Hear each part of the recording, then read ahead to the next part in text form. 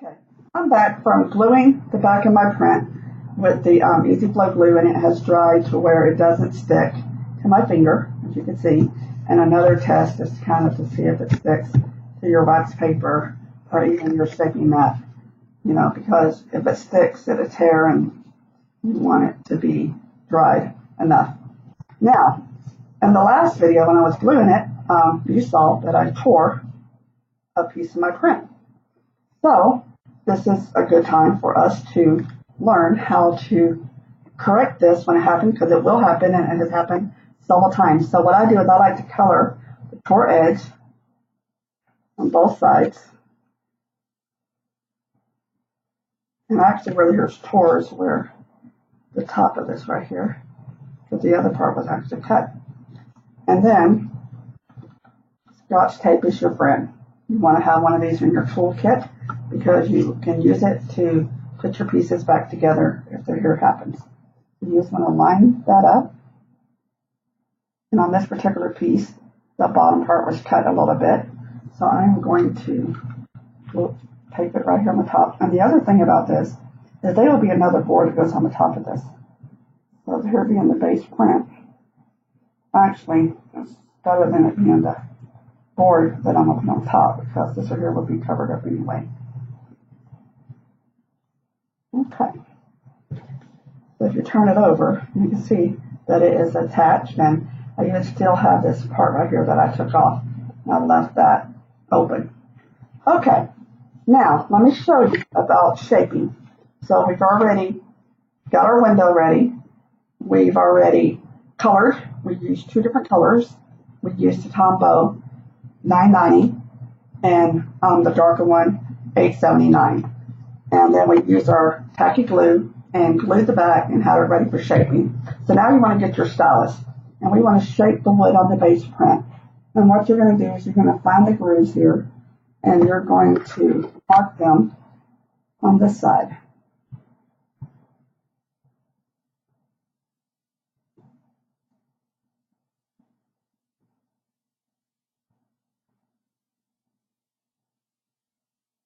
And you can go through the leaves where you think it would be.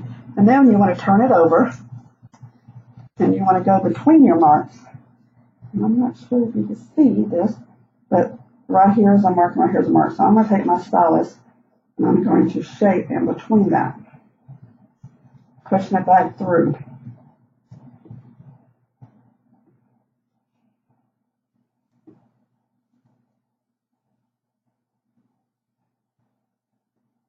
Let me just give you an idea of what that looks like here. Now, even when you rub it, you can feel the indentions. I've actually done some down here, so let me shape those so I can show you here.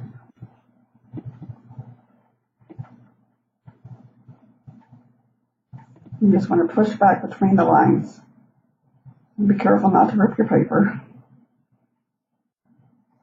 Well, you can see that that actually shows a little bit of indentation. And you want to do that for the whole print. And while you are going to put more pieces on top, you do want to do this for the base print. And a couple reasons, but the main one for me is because when you shape paper, it shrinks. So if I didn't shape this one, I shape the next one on top, it's going to shrink down and be smaller than this piece. So I like to shape the base print also because it helps keep the shrinking with the glue and the shaping together almost the same size.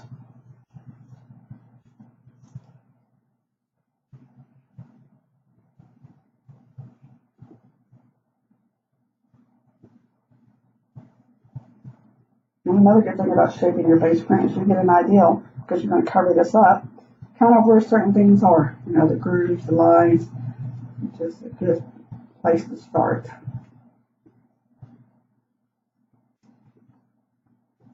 Now, in some parts, like this particular part of the base print, we're going to actually not put anything over this window here.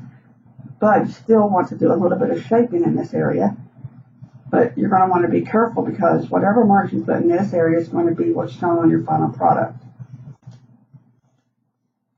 So, for me, I would just shape this window sill and Maybe do some light rubbing on that, but not really put much on that.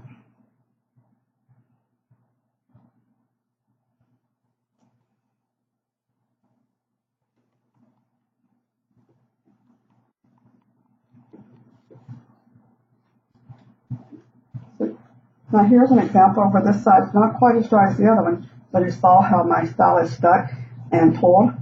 So you would probably want to let the hair dry a little bit longer. Sometimes using a fan helps.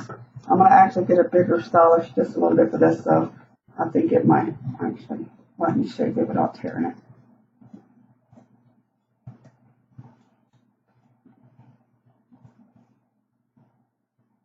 Okay, so let's turn this over and get an idea of how that looks. Okay. And I think that's starting to take some shape. And we are going to put this back on here, but we're not going to put these windows back on at all. So if you want to do anything to this, you have to do it now. But personally, I'm not going to do too much to this. I mean, I might push this here so that I can make sure that window is shown that it's back further behind the window pane.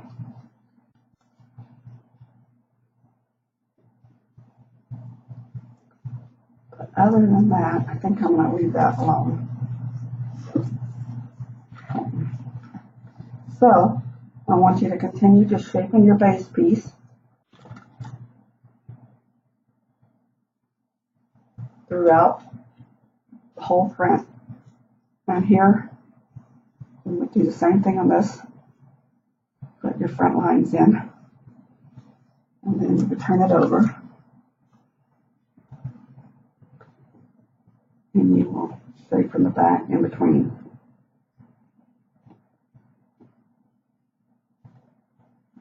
Now, the other thing I want to tell you about this particular print, that part that we cut out, you're going to want to save that, and you're going to be gluing and shaping that also. You can do that at any time. Your cutting guide will show you when and where to put that on. The next thing I want to talk to you about is this window frame right here. We are going to show you later how to get this to stick to the side of the foam core in another video. But you want to make sure to have these bent, and you can go ahead and put a little bit of glue on it and see if it adheres. But if there's any leftover not good adhesion, we will actually show you how to put that from the back of the mat board before you put your, on the back of the foam core before we put the mat board down, on how to get those edges down. So shaping is basically just like I showed you. You find a line and you trace it on this side, and then you turn on the other side and push back in between. All right, in our next video, we're going to show you how to put silicone on this and put this down on your foam core. Thank you.